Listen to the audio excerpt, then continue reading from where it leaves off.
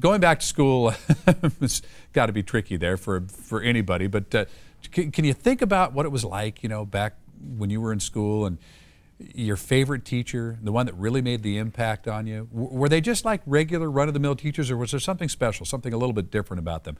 Well, that's what our next guest here, I think, is exploring here.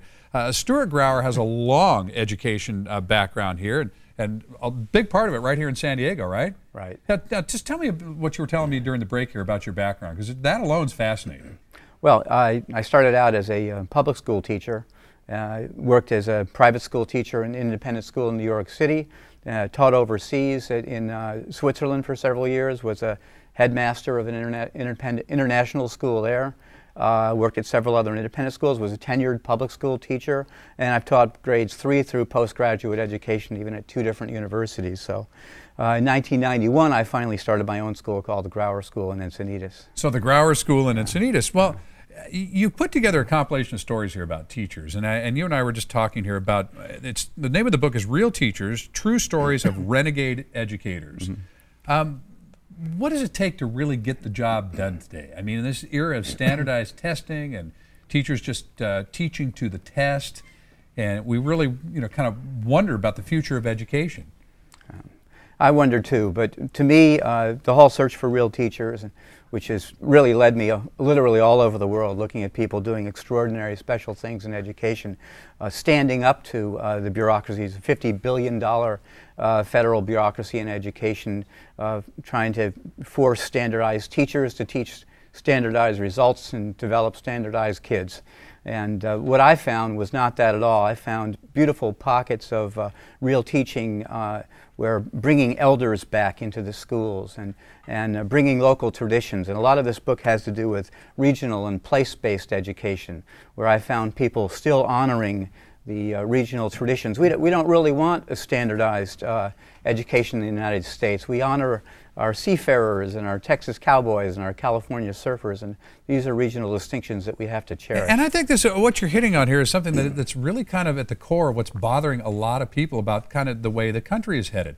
Yes, we want to be a melting pot, and yes, we want to acknowledge, all the different cultures, but in so doing, we don't want to lose any of them either by trying to homogenize this educational process.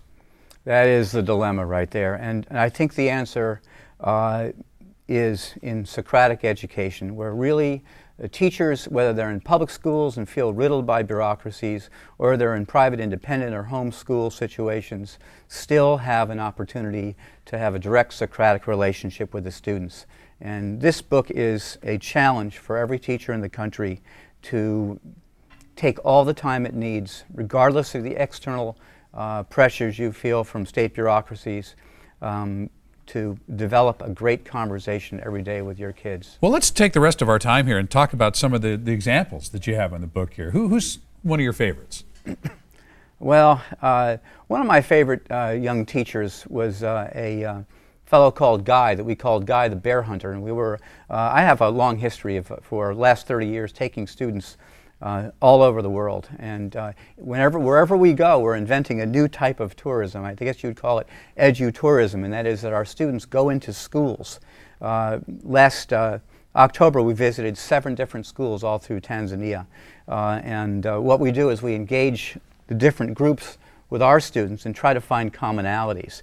And what I found in a little tribe called Nanwalek in Alaska last year was a bear hunter who really reminded me of some of the well-known surfers in Encinitas. His whole goal in life was to develop a little tribe of bear hunters and teach them these traditional skills.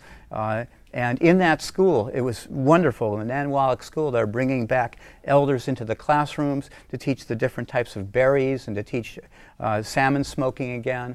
And this is a culture that had lost 2 full generations to the Valdez oil spill, and their salmon are finally coming back, and all of their traditional ways are coming back, and the elders are vital again. It was terribly exciting. How many different stories do you have like that in the book? About how many different examples? I mean, because that one alone is a whole book. Yeah.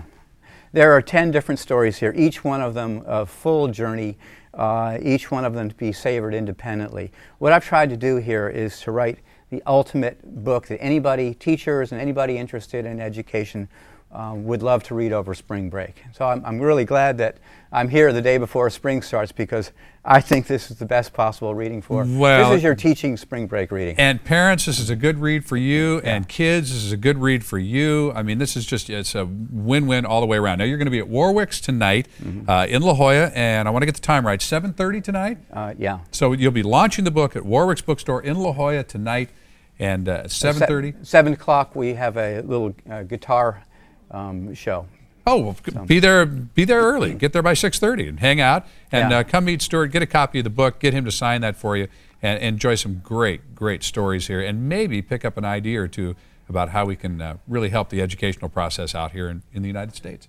Thank you so much. Thank you. It's great to meet you, and good luck with the book. It's called Real Teachers, True Stories of Renegade Educators. All right, time to get away. We're helping you get road ready.